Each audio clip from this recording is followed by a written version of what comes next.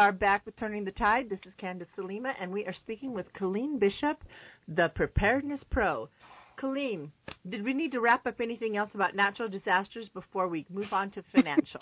I don't think we can trust ourselves to try to wrap that one up. I'm afraid that's true. We better switch gears here before we get going. All right, folks, wrap it up yourselves.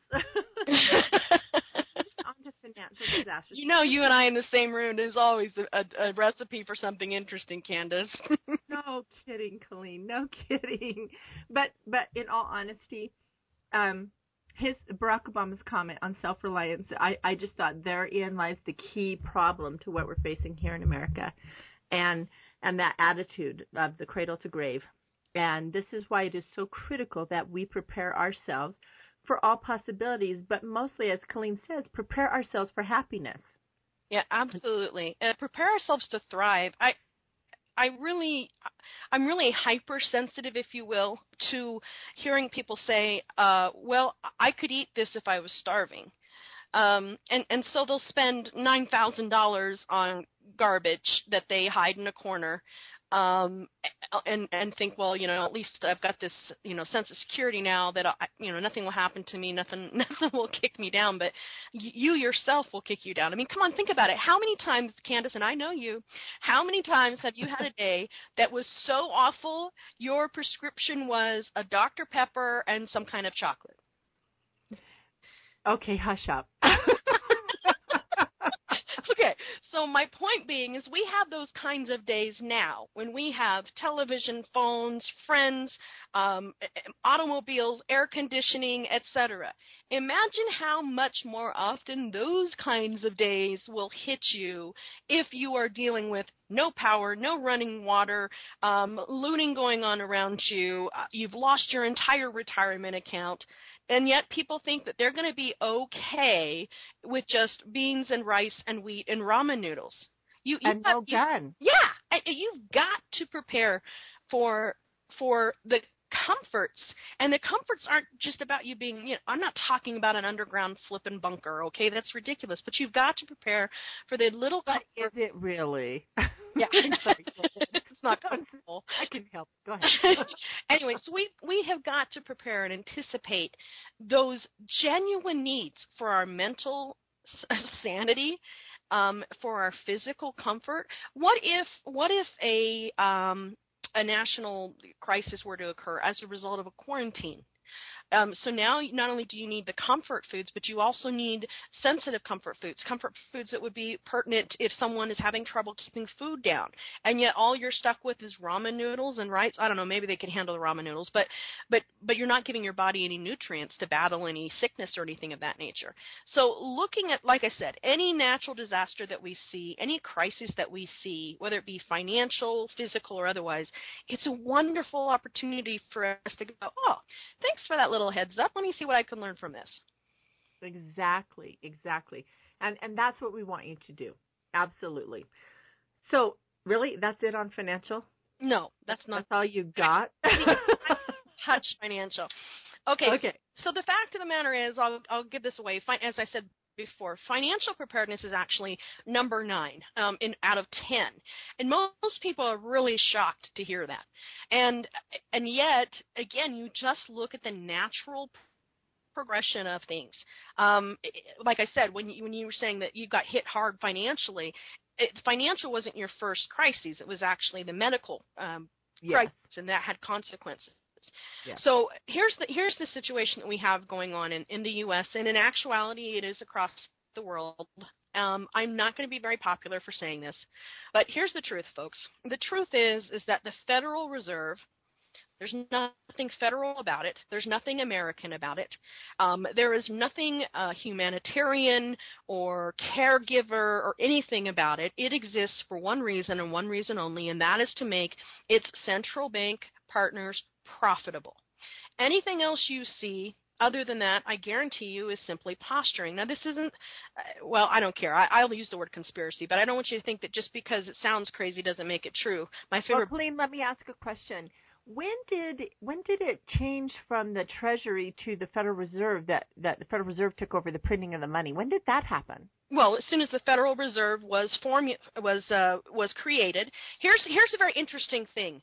The key players in the Federal Reserve, they actually wanted to pass this very pro-banking act. They wanted to create a national bank, and it wasn't very popular with the people. So here's what these little buggers did. They met in secrecy on an island called Jekyll Island, which is why G. Edward Griffin's book is called The Creature from Jekyll Island. It sounds a little bit dramatic, but it's kind of tongue-in-cheek. And they decided that they were going to do this counter campaign, that they were going to purposefully spend money to promote this new proposal, giving the Federal Reserve the power, if you will, which the Congress never had the authority to do that, but they did anyway, giving the Federal Reserve this power to print the money and to handle all of this. And what they did is they purposefully did a campaign to paint the opposing proposal as a big bad bank. And then they campaigned the Federal Reserve as an anti-bank solution so that the people would vote for it, because we all know the banks are the bad guys, right? It was very surreptitious. It was very strategic. And as a result, it got passed. And we lost a lot because of that, because they're not accountable. They are not run by Americans. They happen to play in America just because that's the country they choose to live in. But anytime you see Bernanke uttering something that seems to be so sincere and we're going to help the American people, baloney. Their only job is to help the central bank partners be profitable. So when you see this little hoopla, Bank of America is no longer the number one bank, and Chase Morgan is now, it's just for show. It's just posturing. As long as Bank of America plays by central bank rules, Bank of America will always have plenty. The problem is, though, we the people do not see this. We the people have a very hard time even fathoming that our legs are being pulled in this fashion. And that is the most dangerous financial move we can make, is to actually believe that the Treasury and the Federal Reserve is looking out for our interests. Wall Street exists for one reason. And granted, all the other Americans are able to play with Wall Street if they want, but Wall Street exists for one reason, and it is simply a legalized money laundering outfit. And it's there specifically so that the U.S. government, the U.S. Treasury, and the Federal Reserve can make money effortlessly without having to be accountable for it, without having to justify, how was I able to turn $100 into $100 trillion? That's what Wall Street's there for. It's just one of the cohorts. Okay, and so how does that affect us as the American citizen? Meaning, how do we counteract or become prepared in a way to handle the financial fallout that is most certainly coming? How do we handle it? We have to stop taking ourselves so seriously with the numbers that we see in the bank, with the numbers. These are just digits that we see in our paychecks. We cannot have we can't afford to have some false sense of security simply because we have our retirement taken care of. And so as a result of that, we go out and get a loan for this and get a loan for that, because as a matter of fact, what many Americans don't realize is that their credit extension, whether they use that line of credit or not, actually weakens the viability of our economic system. We do not have gold backing up our currency. And it started out that way. It was supposed to be that way specifically. We were supposed to be beguiled, if you will, into some false sense of security because, hey, there's gold backing up all of these notes. Well, they knew full well that they were going to be getting rid of the gold, and then they were going to substitute that backing with oil. They entered a contract in the 1970s with the oil-producing countries that if those countries wanted to purchase oil, they had to do so in U.S. dollars. So even if Mexico wanted to buy oil from itself, it would have to convert its pesos into U.S. dollars and purchase oil. So we looked at that. I say we, meaning U.S. Treasury, Federal Reserve, those players. They've looked at that as a suitable substitute backing for gold. Well, now we're having a problem, and this is where we're starting to see that things are going to crumble. We are having a problem. It was no small matter when China and Russia stood up last December and said, we are going to be doing away with the U.S. dollar. It is no small matter that Venezuela no longer will deal with U.S. dollar in their petro transactions. And there are other nations that are doing this. Our strength and our ability to continue this facade of financial strength only was going to continue so long as all of the players in the petro agreement would continue to play in U.S. dollars. And that's going away. And when that goes away, folks, you will see hyperinflation. You will see your money become nothing more than fire paper overnight. And then you will have problems. You're already seeing some desperate acts that are being taken by banks trying to hold on to their leverage, their positions of influence. I mean, you have Bank of America foreclosing, knowingly violating federal laws in so many different ways, foreclosing on people without the right to do so. They thought that this charade was going to continue to go on. We have no physical, tangible promissory notes out there, so legally there's not a single bank in the world that can actually foreclose in the United States. We have robo-signatures, people signing falsely. I mean, there's a house of cards that they've been living off of for so long, and that's crumbling bit by bit. It's that is falling. what's going to happen. So how do we be prepared other than not buying into that? Okay. Well, so not take it seriously. And when I say not take it seriously, you need to focus on the things that will have value today, tomorrow, and 20 years from now. And as cheesy as it may sound, or as simple as it may sound, that's being debt-free. That's also making sure you have enough food. I mean, I do coupons like a maniac, and I do it because when I pay, let's say, 78 cents for a pound of beef, I bring it home, I can it, put it on the shelf. When I get that beef off of the shelf for a meal, it's 78 cents when I put it on, and it's 78 cents when I take it off. It doesn't change in my cost, but it does change in value, and food is the only thing. Food and essentials such as clothing, medicines, etc. Those are the only things that will actually increase in dollar cost, not value. I won't say it increases in value, but it's the only thing that will give us security. What do we need 20 years from now? Do we still need medicine? Do we still need clothing? Do we still need warm bedding? Do we still need foods? Absolutely. So we need to focus on investing, for lack of a better word, on those things that will have value to us 10 years from now, 20 years from now. Because I guarantee it, you will need it, and that currency that you have will be useless. I cannot add any more to that. She is absolutely right.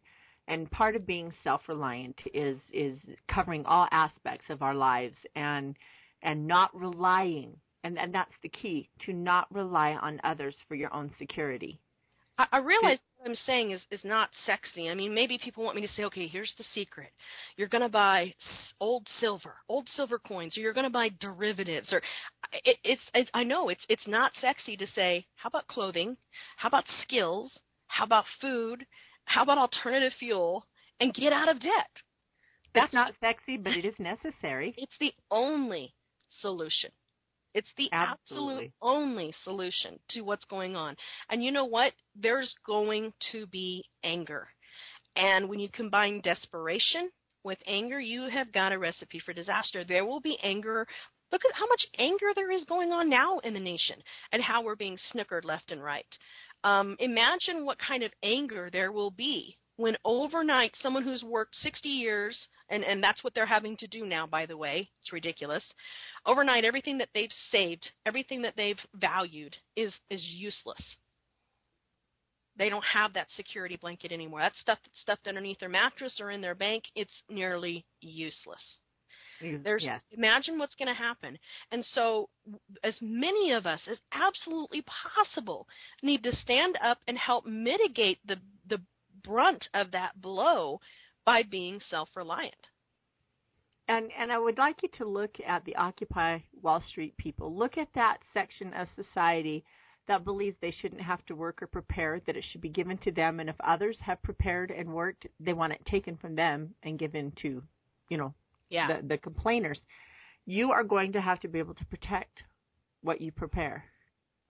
There's this whole Kim Kardashian thing going on now. Oh, my gosh. Before I didn't even have time to actually, be exposed to some magazine, People magazine and the spa or salon or whatever, about her marriage before she had already filed for divorce. But I remember one of the things that I read in the magazine, one of the comments to the editor was just, out of 3 comments, the magazine published 2 that were so nasty about how dare she spend all this money on a wedding. She should be helping other people.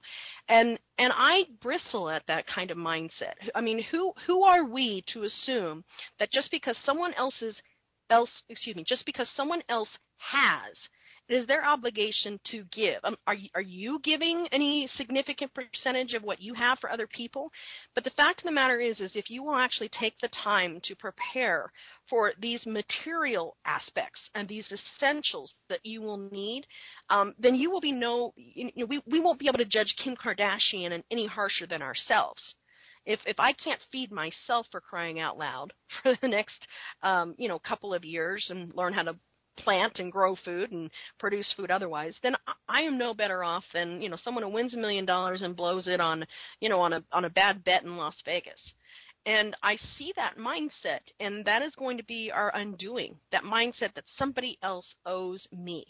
There's only one person that owes you, and that's only if you comply with your end of the contract, and I'm not going to get into that. Well, yes, but it goes back to the old fable, the grasshopper and the ant. Yeah. And that story was around for a reason. It was taught to children for a reason, to help them to understand that if they were not self-reliant, then they would be left out in the cold. And they would have to rely on the charity of strangers. And that's assuming the strangers still have stuff left. Yeah. There's an article on the news today talking about how awful it is that there's such a financial gap between the old and the young. And I look at that, I'm like, of course there is. These people worked for, decades to get where they are. And for some reason, when kids graduate from high school even, they expect to be able to set up their apartment in the same fashion that their parents have in their homes or mansions even. And the fact of the matter is they're missing that key component is we have to work for it. You know what? It's not going to be easy to take care of your essentials and to prepare ahead and to have what you need for a year, a minimum of a year. Minimum. There's some things that I suggest that people have, and even people who are mindful of preparedness, I get stones thrown at me like you wouldn't believe. I mean, how dare you suggest that somebody should have a year's supply of water, 1 gallon per person per day? Well, you know what? That's me being easy. Most people use an average of 80 gallons of water per day, on average in their household. And so I'm suggesting that people actually have a gallon of water per person per day for a year. Yeah, how dare you? I mean, holy cow. And yet we kick against this. We just want to pop people in the nose for suggesting that we need to do more and that we've been irresponsible in any way, shape, or form. When instead of kicking against it, if we just took a breath and actually went forward with it, we would find peace replacing that gloom and doom and that defiance and that anger. We would find ourselves to be more open to being self-reliant in other areas of our life as well. And to me, that means that we actually would have a hope of restoring that independent, patriotic spirit in America that got her to where she is today. We have to restore that, Kellene. The attitude of the Occupy Wall Street folks isn't going to save anything or anyone. No. How can any man, I mean, if we saw somebody robbing a store, we'd go, oh my gosh, you're a bad person. Or here's worse. We see somebody robbing a store, we think, they probably needed it. They probably had a really rough day. And we apply that to our own lives in this Occupy Wall Street mentality and say, these people are making a lot of money. They should be giving it to us. Well, first of all, those people aren't making a lot of money. They are just they're not. They're increasing a bunch of digits on a computer. It's stolen money. If you want a part of that, you go right ahead. Me, I don't want to have anything to do with it. I can stand on my own 2 feet, and you know what? So can everyone listening to this show. Absolutely, they can stand on their own 2 feet. And it's not as hard as it seems, and it's not easy either. It just is. It is just part of being prepared, of being self-reliant. And if you become self-reliant, That is what will help you to get through the days and weeks and years ahead. I don't know which way America is going to go. I know all the things that are lining up that dictate if we don't stop this, this is going to happen. And if we don't stop that, that is going to happen. If we don't turn this around now, that is going to happen. I don't particularly like any of the scenarios there.